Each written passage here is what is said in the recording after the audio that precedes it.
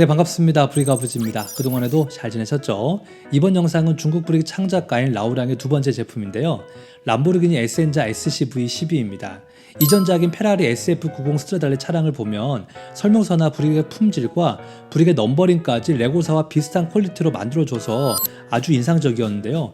가격도 12만원대에 판매를 하고 있어서 평소에 레고 테크닉을 좋아하시는 분들은 이 제품을 통해서 조립의 만족도를 많이 느끼셨을 것 같습니다.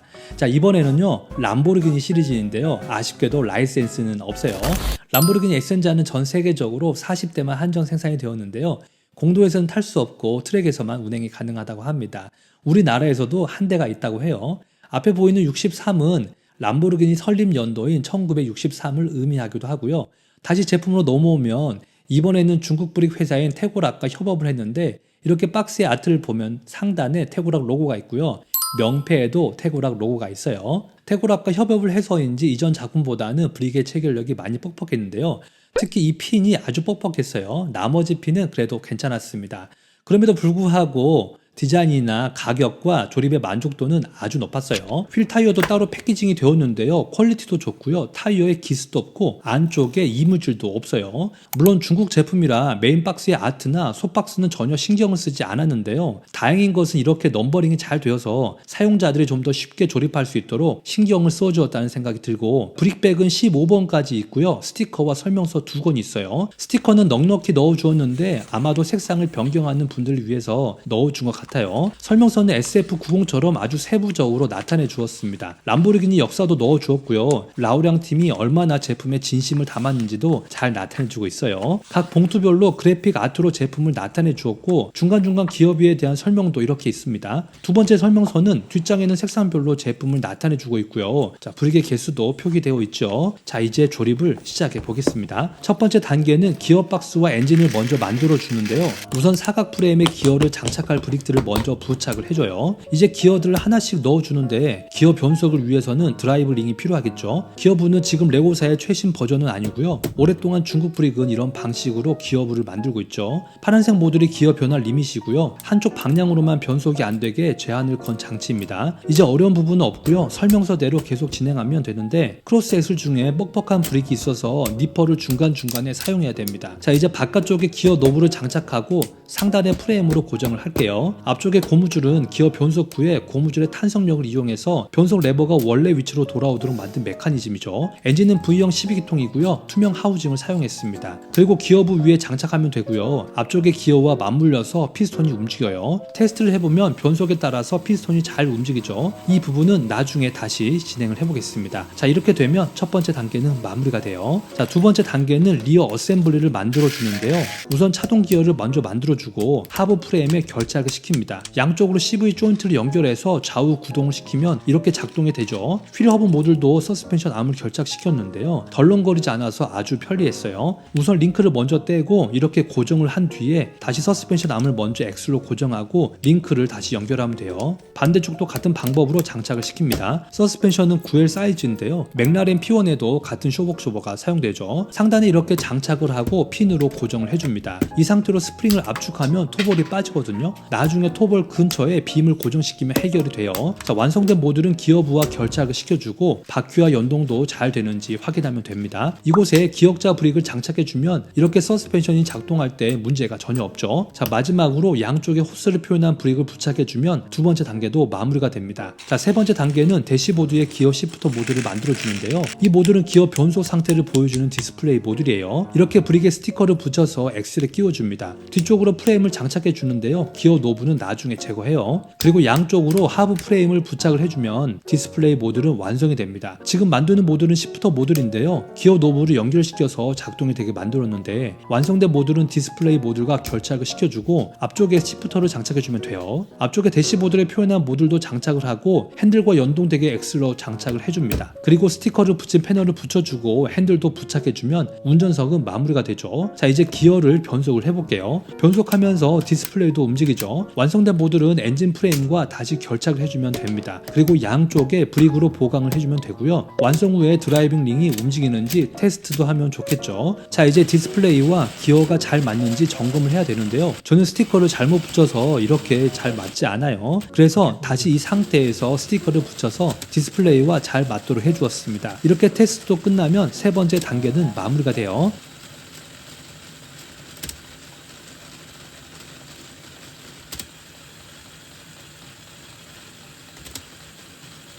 자, 네 번째 단계는 프론트 어셈블리와 상부 프레임을 만들어 주는데요. 우선 하부 프레임을 만들어 주고 조향을 위한 기어 모듈을 상부에 장착을 하고 렉 기어도 기어와 맞물리게 해줍니다. 이 상태에서 하부 프레임을 만들어서 서로 결착을 시켜주면 되는데요. 위쪽에 브릭을 붙여서 렉 기어가 이탈되지 않게 하면 이 부분은 마무리가 돼요. 자, 이제 상단에 서스펜션 모듈을 장착을 하고 쇼급쇼보도 장착을 해줍니다. 그리고 몇 개의 작은 모듈을 장착하고 난 뒤에요. 이렇게 조향 손잡이를 돌리면 조향이 되는 걸 확인할 수 있겠죠. 다시 프레임들을 계속 결착시켜 나가면 되고요. 휠 허브 모듈도 간단하게 만들어서 부착을 해주는데 부착은 아주 간단하게 되어 있고요. 서스펜션 암을 차체에 고정하고 반대쪽은 휠 허브에 장착하면 되는 구조예요. 더블 위시본 방식이라 서스펜션이 대각선으로 조립이 되는데 스프링 압축이 이렇게 적으면 다운포스 느낌을 많이 줄 것 같습니다. 완성된 모듈은 메인 프레임과 결착을 하면 되고요. 핸들과 바퀴 연동도 확인하셔야 해요. 상부 프레임은 좌우에 도어 모듈을 먼저 만들어 주는데 우선 이렇게 프레임을 만들고 쇼급쇼브를 사용해서 모듈을 만들어 줍니다.